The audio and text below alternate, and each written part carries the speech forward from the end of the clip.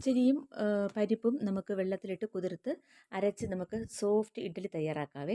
അപ്പോൾ അത് നമുക്ക് എങ്ങനെയാണെന്ന് നോക്കാം. ഒരു പാത്രത്തിലേക്ക് 2 കപ്പ് പച്ചരി ഇട്ട് കൊടുക്കുക. എന്നിട്ട് നമുക്കൊരു പിടി തുവരം പരിപ്പ്, നമ്മുടെ സാമ്പാർ പരിപ്പില്ലേ, അത് നമുക്ക് ഇതിലേക്ക് ഇട്ട് കൊടുക്കാം. എന്നിട്ട് 3-4 വെള്ളം നന്നായിട്ട് ഞെരടി കഴുകിയിട്ട് ഇതിൽ നമുക്ക് വെള്ളം ഒഴിച്ച് കൊടുത്തിട്ട് അടച്ച് വെച്ച് ഒരു 4-5 മണിക്കൂർ ഇതൊന്ന് കുതിർക്കാൻ വയ്ക്കുക. അപ്പോൾ ഇതാ കഴുകിയെടുത്ത് വെള്ളം നിറച്ച് വന്നിട്ടുണ്ട്. ഇത് നമുക്ക് അടച്ച് വെച്ച് ഒരു 4-5 മണിക്കൂർ കുതിർക്കാൻ വയ്ക്കാം. ഒരു 4 മണിക്കൂർ കുതിർത്തതിന് ശേഷം ആ വെള്ളമെല്ലാം കളഞ്ഞതിന് ശേഷം നമുക്ക് ജാറിലേക്ക് നമുക്ക് പകുതി അരി ഇട്ട് കൊടുക്കാം. അതിനുശേഷം അതേ സ്പൂണിൽ തന്നെ 1 സ്പൂണ് ചോറും 1 സ്പൂണ് തേങ്ങ ചിരകിയതും കൂടി ഇട്ട് കൊടുക്കാം. എന്നിട്ട് പച്ചരിയുടെ താഴെ നിൽക്കത്തക്ക വിധത്തിലുള്ള വെള്ളവും കൂടി ഒഴിച്ച് കൊടുത്തിട്ട് ഇത് നന്നായിട്ടൊന്ന് അരച്ചെടുക്കാം.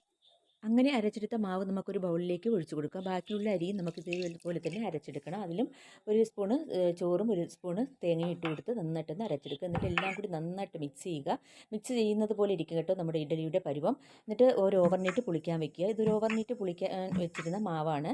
ഇതിലേക്ക് ആവശ്യത്തിനുള്ള ഉപ്പും ഇട്ട് കൊടുത്ത് ആവശ്യത്തിനുള്ള വെള്ളവും ഒഴിച്ച് ഇഡ്ഡലിയുടെ കൺസിസ്റ്റൻസിയിലാക്കി എടുക്കുക. ഇനി ഒരു ഇഡ്ഡലി പാത്രം അടുപ്പത്ത് വെച്ചിട്ടുണ്ട്.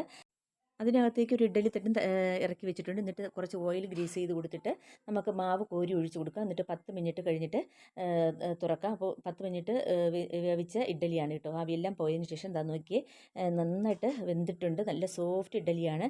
അപ്പോൾ ഇനി രാവിലെ എന്തുണ്ടാക്കുമെന്നുള്ള ടെൻഷൻ വേണ്ട. ഒരു പിടി സാമ്പാർ പരിപ്പും കുറച്ച് പച്ചരിയും ഉണ്ടെങ്കിൽ നമുക്ക് സോഫ്റ്റ് ഇഡ്ഡലി തയ്യാറാക്കിയെടുക്കാം. ഉഴുന്നിൻ്റെയോ ഉലുവയുടെയോ ഒന്നും ആവശ്യമില്ല. നമുക്ക് ഇത് ഉപയോഗിച്ച് തന്നെ സോഫ്റ്റ് ഇഡ്ഡലി തയ്യാറാക്കിയെടുക്കാം. അപ്പോൾ വീഡിയോ ഇഷ്ടമായ ഒന്ന് ലൈക്ക് ചെയ്യാനും സബ്സ്ക്രൈബ് ചെയ്തൊന്ന് സപ്പോർട്ട് ചെയ്യാനും മറന്നു പോകരുതേ.